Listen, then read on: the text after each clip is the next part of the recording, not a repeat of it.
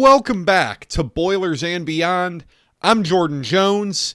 It's game week. Purdue kicks off the Barry Odom era and the 2025 season on Saturday against Ball State. We will be previewing Saturday's contest here on the show today. We will be going over final thoughts on the roster, some names to know, things to watch, and I will answer your questions on the way out. Let's go, folks. Football is back. It's year 6 of talking Purdue football on the podcast here. I'm fired up. It's my favorite time of the year. Let's get into it. If you don't already, follow the show on Twitter at Boilers Beyond. Be live tweeting games, be tweeting thoughts before and after. Be sure to subscribe so that you don't miss an episode. I'll have something in your feeds on Sunday, kind of an instant reaction type of deal. And send questions over. Do so on Twitter at Boilers Beyond. Email the show, boilersandbeyondpod@gmail.com. Purdue versus Ball State, Saturday, a noon kickoff on the Big Ten Network. Purdue sitting as about a 17.5-point favorite. Over under around 50.5 in this one. It looks like it's going to be a beautiful day in West Lafayette. Early forecast shows 74 degrees, mostly sunny skies. Should be a fantastic day for folks to tailgate, be outside. Looks like it's going to be wonderful. It is, of course, Barry Odom's debut. He will look to be the first Purdue coach to win their debut game since Danny Hope in 2009.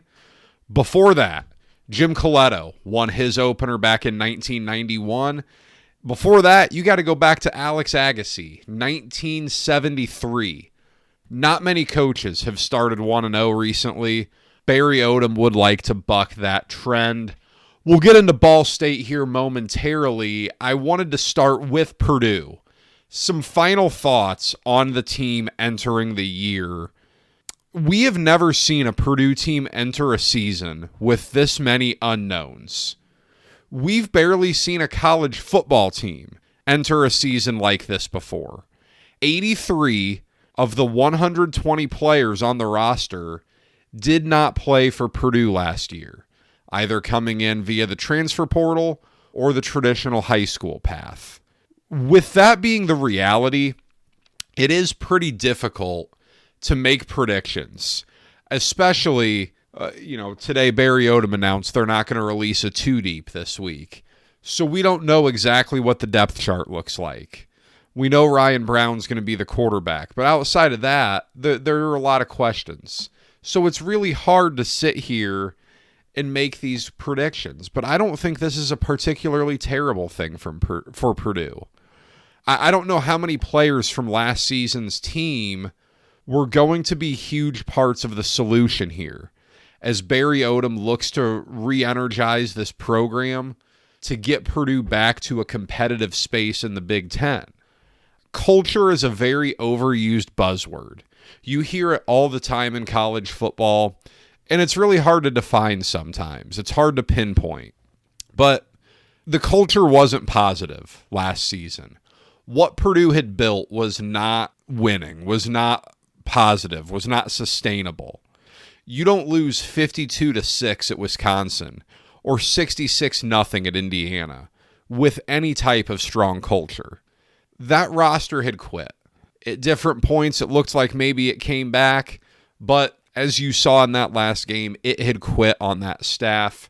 Purdue pulled the plug, and it's a complete refresh. And yeah, it's going to take a lot of roster checking over the first few weeks. Memorizing names, memorizing numbers, trying to remember who these guys are. Heck, I do this as much as anyone out there. I don't know. I don't have everything memorized. I barely know who these guys are, but it's not the end of the world. It's different. Absolutely. It's different than any season in Purdue history. But if you ask me, this turnover is for the best. My biggest question about this team is quarterback play. Ryan Brown got named the starter last week. I suspected he would be from the day he came back from North Carolina.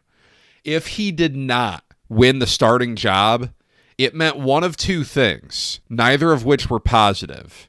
It meant that he really underwhelmed, or I guess that someone made a quantum leap forward, which is great, but how often do you hear of someone making a big leap forward from spring to fall?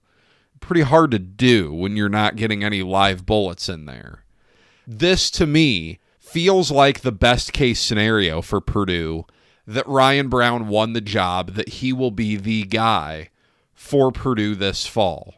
How ready is he to lead the offense? We saw Ryan Brown do some very nice things in the second half at Illinois last season. That's about all we've seen. That's your sample size. The first half against Illinois, not great. The Oregon game, very hard to make sweeping conclusions about because Oregon was that overwhelmingly dominant compared to Purdue on that Friday night. But all we've seen from Ryan Brown is that. You go back 2 years at Northwestern, up and down. Good completion percentage, couple of really costly picks. We know he can run, and that's a big part of this. Purdue is telling us that it really wants to establish the run. That's going to include the quarterback. And Ryan Brown fits that mold. He can move. He's a tall guy, 6'4", 6'5", long strider, really nice athlete. He should be valuable in the run game. If Purdue gets decent offensive line play with a backfield of Devin Maccabee and Malachi Thomas and Antonio Harris and Jaheim Merriweather, I don't know that, it's not like 2001 Miami's running back room, but I think that's good enough to have a decent run game. Can Purdue have a passing game? That's the number one question. Purdue will not have a decent run game if the pass game is just a non-factor. It's not that dominant. Purdue has to make plays in the air. Purdue has to be able to push the ball downfield. That applies to the receivers too. It's not just a Ryan Brown thing. These receivers have to create separation. They have to make plays on the ball in the air. That's a huge deal. We're going to find out pretty quickly. Because if Purdue can't throw the ball with ease against Ball State and Southern Illinois, it's probably going to be a pretty long season for the offense. Teams can get better, and I expect Purdue's offense to get better as it starts to gel together throughout the season, as it's played together more. But that level of competition really steps up. It is going from a school zone to an Autobahn from the first 2 weeks to the final 10 games. That's really what it's like. Is Brown ready to make that leap and be a Big Ten caliber passing quarterback? Does he have the receivers to do that? Does he have the offensive line to protect him? We're going to find that out because that's my next question. Is Purdue capable in the trenches? Early thoughts, early returns, early observations on the offensive line seem pretty positive. But historically, this has been a very difficult area for Purdue to excel at, which is normal for schools that are in Purdue's position. It is not easy to build an offensive line. Has Purdue done it here? That's a major development if so. That really changes things. I'm curious how many guys Purdue feels comfortable putting out there, because it's one thing to feel good about your starting five on opening day. But I've watched football long enough to know, and I think most of you have too, your starting five on opening day are highly unlikely to be your starting five the entirety of the season. It doesn't happen often. It can happen, but it doesn't happen often. You're going to have some attrition. How comfortable are you down the depth chart with these guys on the offensive line? Do you have 10 guys that you're comfortable putting on the field? Defensively, I have the same question. Where is Purdue up front? Purdue's had more success on the defensive line over its history, but it's not always easy. There are some intriguing young pieces. Chops Harkless, TJ Lindsey, Trey Smith. How about some of the veteran guys? Breon Ishmael, CJ Nunnally coming in out of the portal.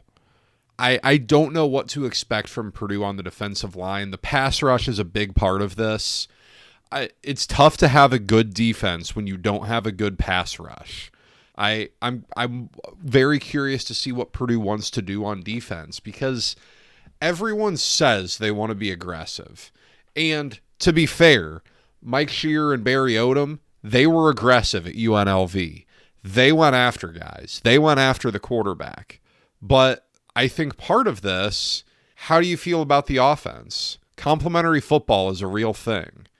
If you don't think your offense can put up points, you can't be crazy ultra aggressive, because you can get blown out of a game right away. If you're ultra aggressive on defense and you get bit a couple times early and you're in a 14-3, 14-0 hole, 21-7, you're done if you don't have faith in your offense. So I'm very curious to see how Purdue wants to play it on that side of the ball. I don't know that the defense has the high-end ability, though, to sit there and play real conservative.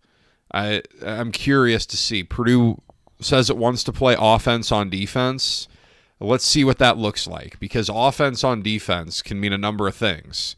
It can be an Iowa Brian Ferentz offense. Now, I know that's not what Purdue means, but how much does Purdue try to crank up the heat? Does the pass rush have the efficacy to make it work? You can want to be aggressive, and you can try to be aggressive. We watched that all of last season. Purdue tried to be aggressive, but it didn't have the pass rush, and it just got picked apart like no other. That's a tricky combination. If you don't have the pass rush, it really limits what you can do, but you need to be able to be aggressive, to strike, to make plays, to get on your opponent. It's going to be fascinating to see how this all works. I think we're going to know pretty quickly what Purdue is capable of. Again, teams improve. What you are in your first game is not what you are at the end of the season. I wholeheartedly agree with that. But if you come out and aren't dominating Ball State and Southern Illinois, if you're struggling or if those games are in danger, it's not a great sign. It doesn't mean you can't get better. It doesn't mean you're not going to win games later on in the season. But these are your two opportunities to get off to a really good start, dominate a pair of inferior opponents, feel good about yourself going into a difficult part. Well, the rest of your schedule is all difficult. Some names to know here. I wanted to take a handful of names that maybe some folks aren't too familiar with. Some new names, some new contributors. Keep an eye on Saturday. Michael Jackson III, wide receiver. He is not the Michael Jackson from Gary, Indiana, the king of pop. He is a wide receiver transfer, started his career at Southern Cal, played last season at Georgia. He enters this year with about 50 career catches, played a little bit with Caleb Williams out there, and was a part of Georgia's rather dysfunctional offense last season. Fascinating guy. Looking forward to seeing what he can do. He projects at this point, by all accounts, as the top wide receiver. Remind you, that can change at a moment's notice.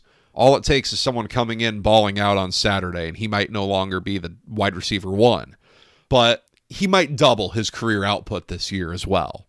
50 catches on his career, he might double that this year. He needs to be, Purdue needs someone to emerge on the outside, whether it's Michael Jackson, whether it's Nitro Tuggle, whether it's Chauncey Magwood, Denylon Morissette, who might be out a little bit to start the year. I don't know, but Purdue needs someone to emerge on the outside. George Burren, tight end, is a complementary piece in the passing game too. He's an incredible athlete. He's been at Purdue for a couple years now, was a big-time track athlete at Mount Vernon High School in the greater Indianapolis area, McCordsville area. Injuries have plagued him. He has not been healthy. He dealt with them all of last season, really didn't make an impact. He got hurt in spring practice this year. He should be fairly healthy. He should be good to go. We'll see if he's ready to be 100% here week one, but certainly by week 3, Southern Cal comes to town. By that point, you're going to need him. If you haven't needed him yet, you're going to need him then. There's been some buzz that he's the best overall player on the team. I buy it. I don't think there is a best overall player on the team right now, so someone's got to be it. Maybe it can be him. Will we see that early on this year? Time will tell. He's an intriguing piece to watch. By far the best story on the team, Ethan Trent, offensive lineman. Sounds like he's in line for a starting role on the interior of the O-line, maybe over at the right guard spot. This is Tyler Trent's little brother. He was committed to Indiana State, wound up receiving a preferred walk-on spot at the last minute from Ryan Walters. Now he is on scholarship. It appears he's lined up to start. Again, no two deeps this week, so we will see what it looks like on game day. But it sounds like he's going to start, play a big role. Just a fantastic story. A story that is remarkably sad, but also incredibly cool that he's playing at Purdue and looks like he's going to see some real action. I had a question about this on Twitter. He's going to contribute, and just an awesome story. I wouldn't be surprised if that's something that gets picked up by College Game Day or Big Noon Kickoff or something like that this year. CJ Madden, defensive end, edge rusher, whatever you want to call the position. A lot of optimism about him entering last season when he transferred in from Georgia, was a part of that group that came in from Georgia. Much maligned, no doubt about that. But he's a holdover. He got hurt early on. He's healthy now. He's a good piece. He has the physical attributes, and that's part of the battle. I know it bit Purdue a little bit last year that some of the guys with high ceilings didn't pan out. You got to keep taking swings at that. That you have to. It's a talent acquisition business. If he can break through, that raises the ceiling of this defense. A couple of guys very familiar with the scheme. Monty Powell, Charles Correa. A couple of linebackers coming in from UNLV with Odom and Shearer. That familiarity should be a real benefit for Purdue. If it's been announced, I haven't heard it. I'm going to guess that Powell is the green dot, the guy who's the helmet communication recipient on the sideline. I'm going to guess that's him. These guys both can play a huge role because the linebacker spot was almost intentionally ignored over the last couple of years, so it's not like Purdue had anything in the pipelines. Winston Berglund and Owen Davis are still around, but this is a brand new linebacker spot. It's going to be a pleasure for Purdue fans, I think, to see capable linebacker play for the first time in a while. Big one. That's a really big spot there for Purdue. That needs to be a strength. I know linebacker gets a little bit ragged on because it's not a premium position, but you have to have decent play there, and Purdue just hasn't had decent play there for too long. It's been a little bit. Probably going back to like Jalen Alexander, Kyron Douglas a little bit maybe. It's been a while. Derek Barnes, I guess, stood up at linebacker for a bit for some reason. Yeah, just interesting. But Purdue hasn't had good linebacker play in a few years. Jack McAllister is a punter.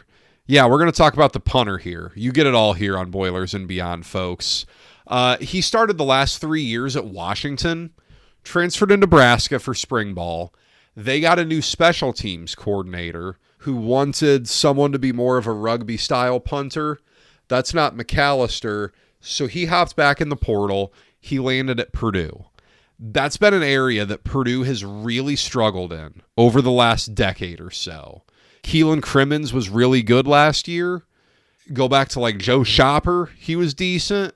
But Purdue has struggled quite a bit in the punting game.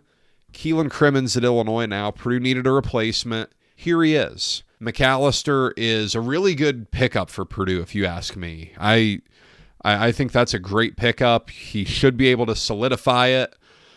You need a good punter. This offense isn't going to be one that's just lighting up the scoreboard, barring something unforeseen. It can be decent. It's not going to be 2019 LSU.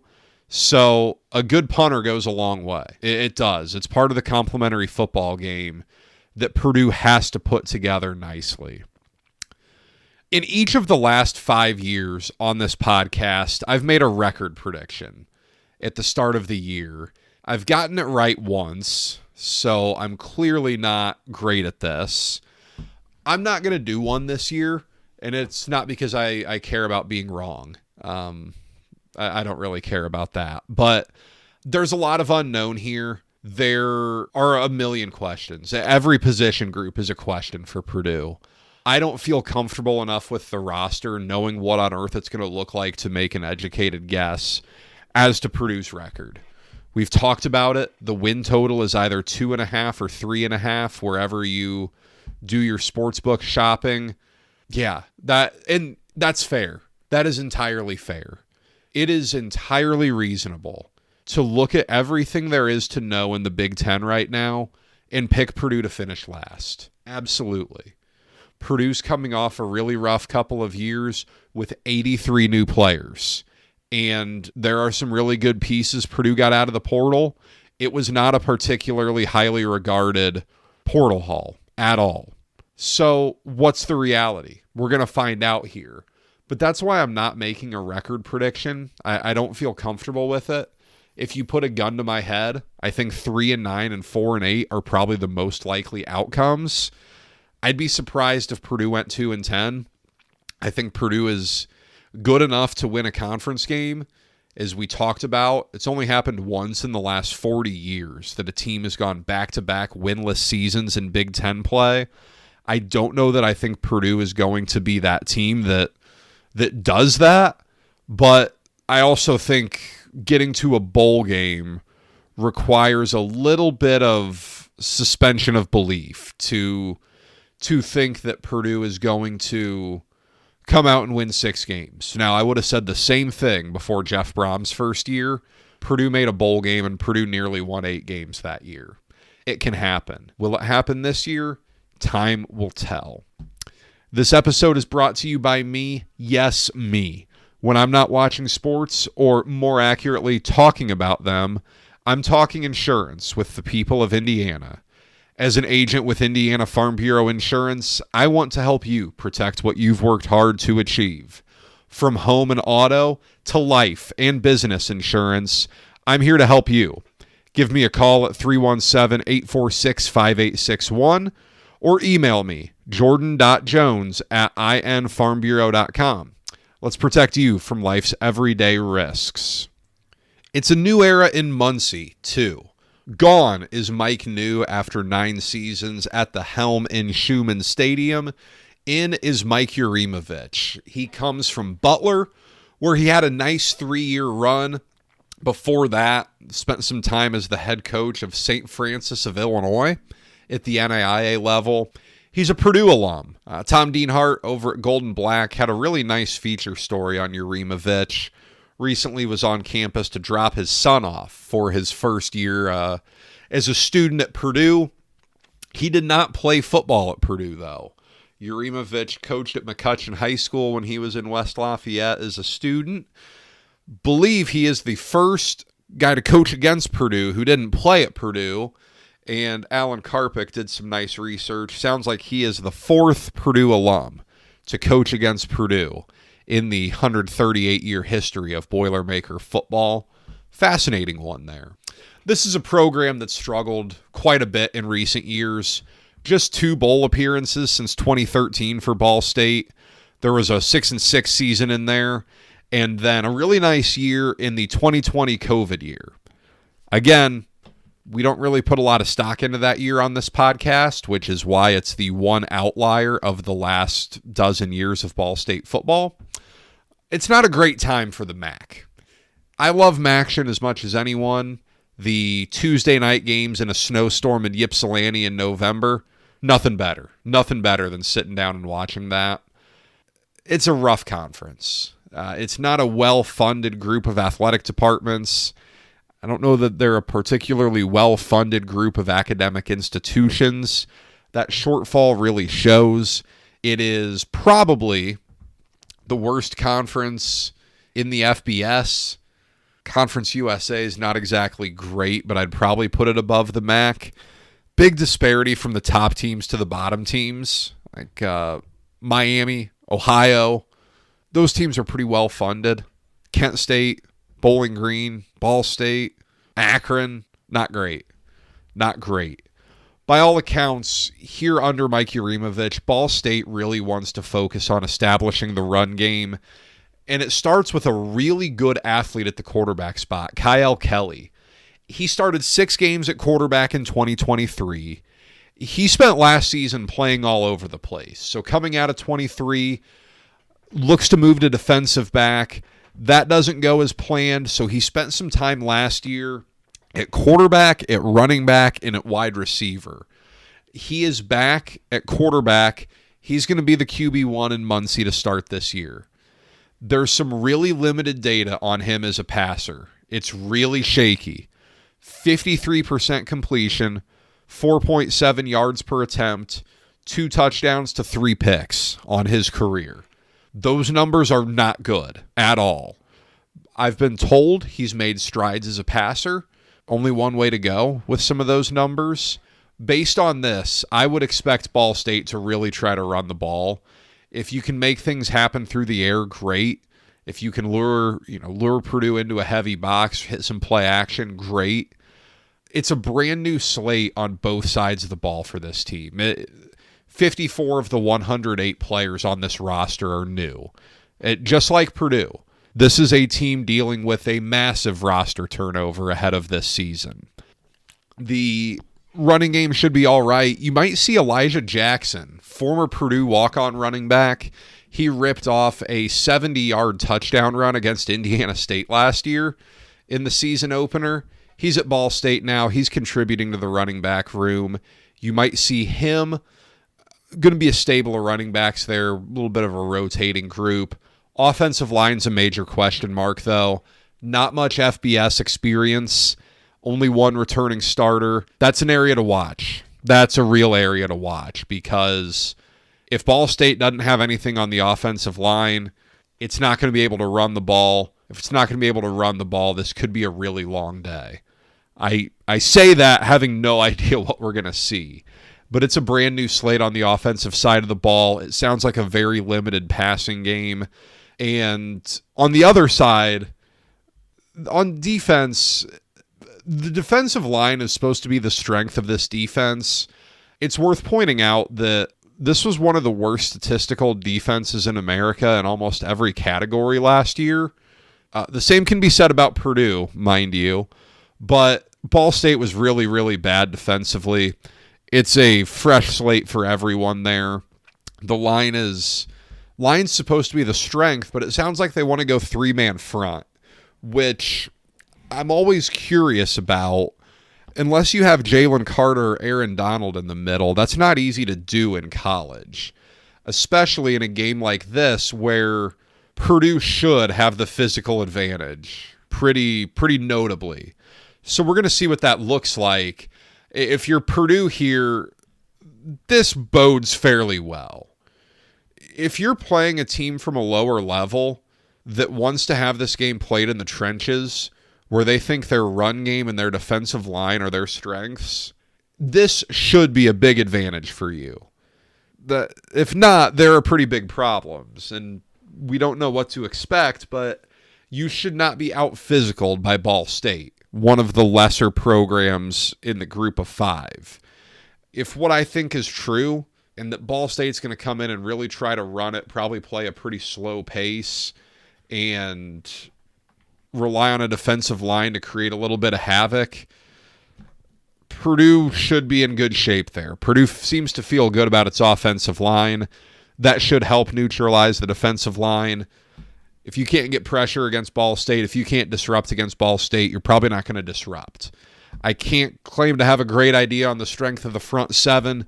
I'm not entirely sure what Purdue wants to do schematically there, but I think Purdue should have some success here. The total in this game is only 50.5.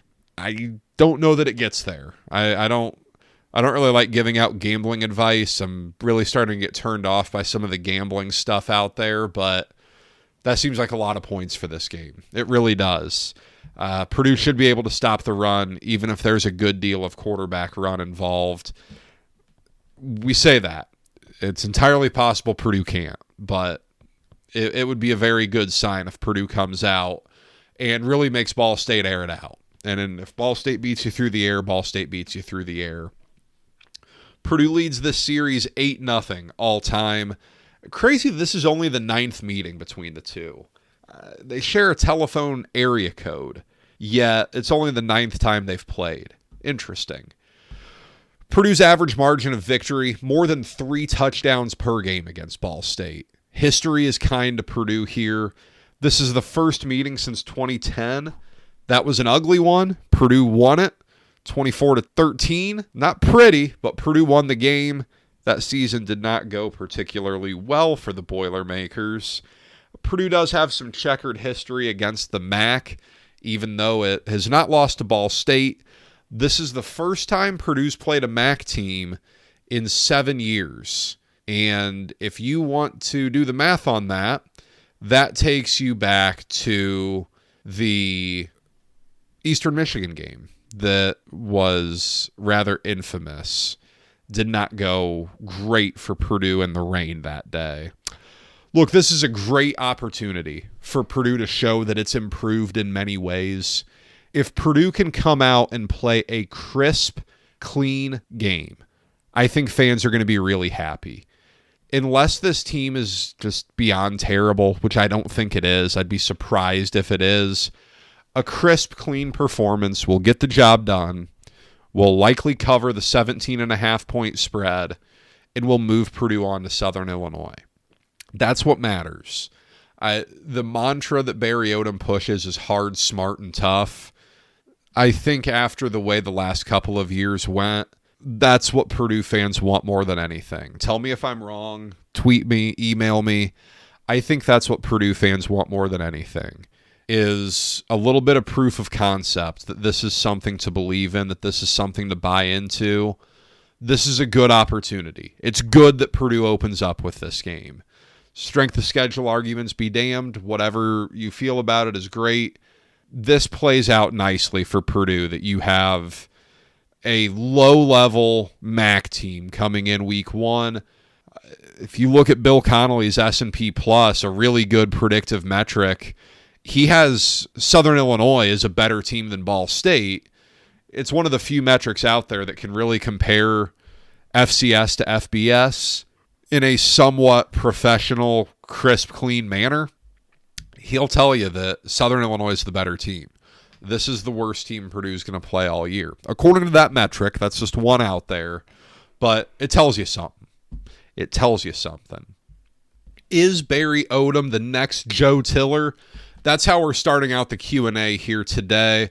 He's at the age in his career where he can turn around a Power 4 team and be a legend. Your thoughts? Great question. Great question, and I was texting with a longtime listener, a good friend of mine, kind of about that earlier today. I think this was a really nice hire for Purdue. I really do. You never truly know whether a hire will work out or not. But there aren't a ton of questions about Barry Odom as a hire. He was respectable at Missouri. It didn't work out there because when you're in the SEC, you have SEC-sized expectations, and that's part of it. He has a great track record as an assistant. He had more success at UNLV than anyone has ever had. That is a dead-end job historically, and he did great there. He's still fairly young. He's 48 years old. He got his feet wet at a really young age. He's pretty well seasoned for a 48-year-old who's already taking over his second Power 4 job. So on that end, absolutely, he can coach a dozen years like Joe Tiller. That'd put him at age 60. Now, Tiller coached to age 65, but you kind of get the point here. I'll be honest, and this is a very important part to discuss because it doesn't invalidate what Joe Tiller did by any means, and I don't mean to even go down that path. The Big Ten looks a lot different now than it did back from 1997 to 2008. That was an 11-team conference. It's now 18. It's not easy to win at Purdue historically. That's why Joe Tiller is remembered as the legend he is. He was phenomenal. The 18-team Big Ten, it is a real bear. It's brutal. It just is. Your schedule on an annual basis is going to be difficult. Ohio State is operating at a truly elite, truly dominant level of the sport. That was not the reality when Joe Tiller was at Purdue. John Cooper was at Ohio State when Tiller started. That program was not operating at a particularly high level. Jim Tressel elevated it, won a national title there, but the elite talent spot that Ohio State has been in didn't come until Urban Meyer got hired. And now, I mean, when's the last time Ohio State lost three games in a regular season? I can't think of it. I don't know if it's happened since like Urban Meyer's first year. It's become a Death Star over there. Penn State is doing remarkably well. I know the big game James jokes. I know Penn State hasn't won the big one yet. But when's the last time Penn State lost a game that it shouldn't? The COVID year? It feels like it's been forever. Penn State's operating at a big-time level. It's a great program. Michigan is really recruiting. It's adding talent. And whatever you think about the alleged sign-stealing stuff, whatever, Michigan's in a better place than it has been for most of its history since Lloyd Carr left. Oregon is stockpiling talent. Great young head coach. USC has oodles of potential. That's different.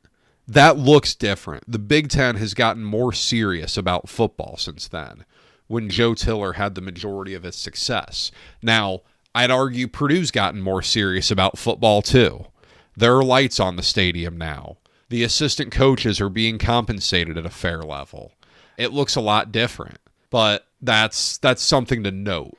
Time will tell how the financial aspect of all of this works out. It goes without saying, Purdue will have to be competitive from a dollars and cents standpoint for Barry Odom to get the talent that's necessary to win at this level.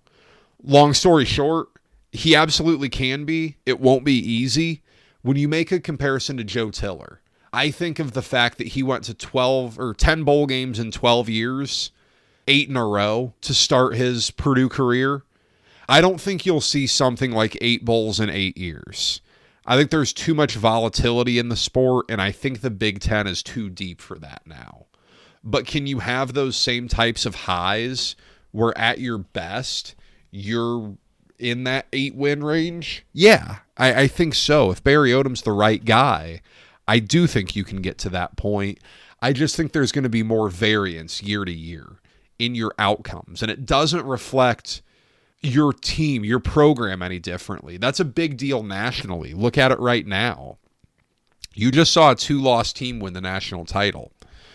You saw Georgia win the SEC with 2 losses. You saw Notre Dame get to the national title after losing to Northern Illinois. Things look different now. There are more losses to be had out there in these super conference, especially in these 2 super conferences, where your schedules are more difficult. You look at the preseason betting odds, the SEC doesn't have a team projected, with the over-under win total over 10. They're all 9.5. Does that mean the SEC has worse teams? No, not really. It means there's a lot more depth in that conference now that Texas and Oklahoma have been added. Outside of the top couple in the Big Ten, there aren't a ton of teams in the 8.5, 9.5 range. A lot of them are in the 7.5 ballpark. Because, it looks different. It looks a lot different now. So that's part of it. That's part of adjusting expectations to fit the modern reality. Brian, a longtime listener, a wonderful friend of the show, says he wants to see the team play hard and act like they care to be out there. My biggest question is if the offense will be good enough and consistent enough under Ryan Brown. Yep, right there, spot on. That's the biggest question. The passing game has to be good enough to keep a defense off balance. Until proven otherwise, that's a question for me. And as far as acting like they want to be out there, Purdue quit in a lot of games last year. There were some games where it didn't. Credit to them. Purdue came back from down 27-3 against Illinois. That's the part of that game that people forget. Everyone remembers the wild ending. Everyone remembers that Purdue did not get a call that if it did get, Purdue probably wins the game and can kneel it out. I think it was a fumble from Altmaier, maybe. I don't remember the exact play, but I remember there being a questionable call late. Michigan State, Purdue was down 24-3 at half, I believe, and fought back and almost won. But for every game that Purdue did fight back, there were two more that Purdue showed zero fight. Purdue quit a lot last year. That's a big deal. You don't want to see that. Early returns show Barry Odom was a bigger part of UNLV than people realized. Can we see 5-7 this year and win all of the toss-up games? Yeah, if you weren't dialed into week 0, UNLV played. Dan Mullen's the coach out there now, former Mississippi State, former Florida head coach, Florida offensive coordinator with Tim Tebow. UNLV wins 38-31. Probably not a great sign when you're only winning by 7 against an FCS team. UNLV's got a very new roster. There's a ton of turnover. I don't know the roster well enough, but I do know that there's a lot of turnover there. Giving up a boatload of yards to Idaho State is a red flag, but with how many in this era, it's hard to really do this where you're making these comparisons because some of their best defensive players, Monty Powell, Charles Correa, Tony Grimes, they're at Purdue now. So I don't know that you're backfilling with guys like that. It's hard. It's a really difficult time in the sport to evaluate year over year. Fascinating hire out there. Mullen's going to be interesting. I like him. I like him as an offensive guy. We'll see how he does in this landscape, but I think it's too early to make some big correlation between how UNLV does and what that means for Purdue.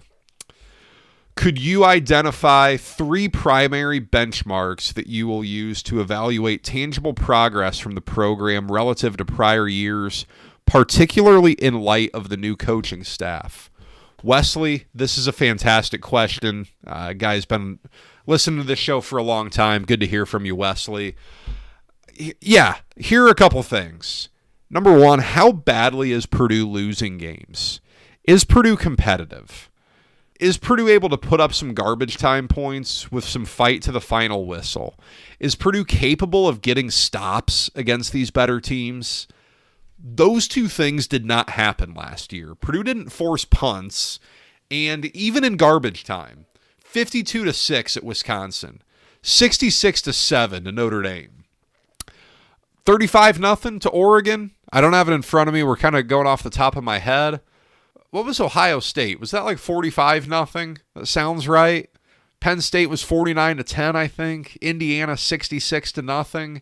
Your common theme there is that there aren't any garbage time points. You're not fighting till the end. You're not doing anything. Maybe Purdue was just that bad last year. I don't know. I don't think so. But I remember back to Jeff Brom's first year.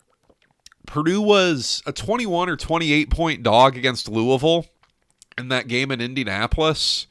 That loss felt like a huge win. Purdue loses by 7. It had the ball with a chance to tie late and had a turnover on downs. That was big. Michigan came in when Purdue was 2-1, and Purdue led that game in the third quarter. Purdue ran out of gas. Michigan put up some points, and Purdue couldn't do enough on offense. But Purdue was competitive there.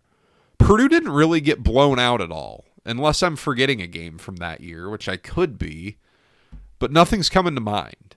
Number 2, roster retention at the end of the year. If it's a revolving door, there's not likely to be huge tangible progress. There's going to be turnover. You're going to have guys transfer out. You may have 20 guys transfer out. It's about who those guys are, and it's about what you're able to bring in to replace them. But more than anything, are you holding on to your best players? if you're losing the guys you want to keep, like what has happened the past 2 years. 2 years ago, it's Deion Burks and Nick Scorton. Last year, different with the coaching change, but if you have guys like Will Helt and Max Clare and Dylan Thieneman, Cole Brevard, Kendrick Breedlove, those five, I mean, you didn't want to lose. You didn't want to lose those guys. It's hard to build that up. It's hard to get guys like that out of the portal. We talked about last week the quarterback dilemma and why it's so important that Purdue hits on a quarterback this year. It all lines up. It all adds up. Number 3, is the offense exciting? I don't love to pigeonhole Purdue. I don't love to say that it has to be this way or else it won't work. But historically, the offense has always been what drives Purdue to success, with rare exception. There have been a few years where the defense has led Purdue, but for the most part, this is an offensive program. How's the pass game? Does Purdue have game changers? That's what puts butts in seats. I don't think fans are going to be excited if Purdue comes out trying to play like Iowa. I don't think Purdue can do it. I think only Iowa can do that. What will have Purdue fans needlessly in a panic after the first game, and where will they be too overconfident? Talking about the fans here, I'm not sure. This is a good question. Let me pull up Twitter here, see who asked this one. I want to give everyone credit. A lot of unknowns. There are a lot of unknowns here. This question came in from Robert, and I guess I'll say this, and I may be in the same boat too. I need to see the run game live up to some of the praise it's getting before the year. I'm not saying Purdue won't be able to run the ball well, but in the past couple decades, I can count on one hand the number of great run offenses that Purdue's had. It's not been a program that's had a ton of great success running the ball recently. I want to see that. I need to see that still, maybe in terms of overconfidence. But the level of competition matters too. I mean, Purdue can run the ball well against Ball State and Southern Illinois. Can it do that against USC, against Notre Dame, against the better teams on the schedule, even against Northwestern and Rutgers? I fell into that trap last year post-Indiana State. That gave me, as I look back on how I talked about last season, I fell into that trap badly of a awful team that Purdue just steamrolled. Where will they needlessly panic? I mean, I think there are always a lot of little things to clean up on in season openers. Tackling is a big one. Now, Barry Odom said today in his press conference that they did a good amount of live stuff, but it's different when someone's wearing a different colored jersey. It's just different. Crispness, fumbles, drop passes, things of that nature. I think it's going to be that stuff where last season had a lot of sloppy football, and I think fans are going to be a little bit weary of sloppy football coming out. And then finally, what do you predict for Devin Maccabee's stats this year? It's been up and down for him. But he enters this year as the 9th leading rusher in Purdue history, needs just under 1,200 yards to do it, to become the all-time leading rusher in school history. That'd be wild. That'd be wild. That'd be quite the story. I don't know that he gets there. I do think he can have a nice season. Purdue hasn't had a 1,000-yard rusher since Corey Sheets back in 2008. He came close. Maccabee came close in 22. His rushing total has gone down each of the last 2 years. I do think that has a fair amount to say about the offense that he was playing in. Didn't work particularly well, as we know. Let's say he gets to the 1,000-yard mark. He goes out on a bang. We're going to know, though, after these first 2 weeks if he'll get there or not. There are some games on the schedule where he'll need to make up rushing yards on the front end in terms of the season average. So you'd like to see him in the 100-yard range here in these first 2 games if he's going to push for the 1,000-yard mark. Guys, that's it. Enjoy the season. I don't know what this looks like for Purdue. I really don't. I have no idea what to expect. I am driving up to West Lafayette on Saturday morning with no idea what I'm going to see. I'm hoping they have a depth chart for me when I get there, but maybe not. At least they'll have a roster sheet. I know that much. I got no clue, guys. It's going to be fun. It's going to be fun to see what Purdue's working with. But enjoy the season of college football. This is the greatest sport in the world. The 14 Saturdays in the fall of the regular season are 14 of the best days on the calendar. It is a wide open landscape this year. It really should be enthralling. It's a great week one. From Thursday night, Nebraska-Cincinnati, Boise State, USF. Friday night, you got a couple of good ones. Saturday, Sunday with Notre Dame, Miami. And then Monday, you get Bill Belichick to close it all out. This is a great week one. Maybe the best week one I can remember. Enjoy it. Enjoy it. I appreciate you guys listening. As I said, this is season 6 of talking Purdue football and basketball with you all. If you've been around for all 6 years, God bless you. I appreciate you sticking around. Thank you for your longtime support. If this is your first episode, welcome. I'm glad you're here. We have fun here. We're just talking Purdue football. This is a show driven by you all. You can always send in questions. Do so on Twitter, @BoilersBeyond. Email, boilersandbeyondpod@gmail.com. I can you can ask people who send in questions. If you send it in, I'm going to talk about it. So follow me on Twitter. Subscribe where you get your podcasts. Submit questions, comments, concerns. If you like the show, leave a 5-star review. Tell a friend. Let a friend know that there's a good Purdue podcast out there to get them ready for these game weeks. I'll be back on Sunday with a little post-game reaction. Safe travels to those of you headed to West Lafayette for Saturday's noon kickoff. Enjoy the day. It should be a beautiful one. Let's have a great season, guys. Until Sunday, take care. Enjoy the game. Talk to you then.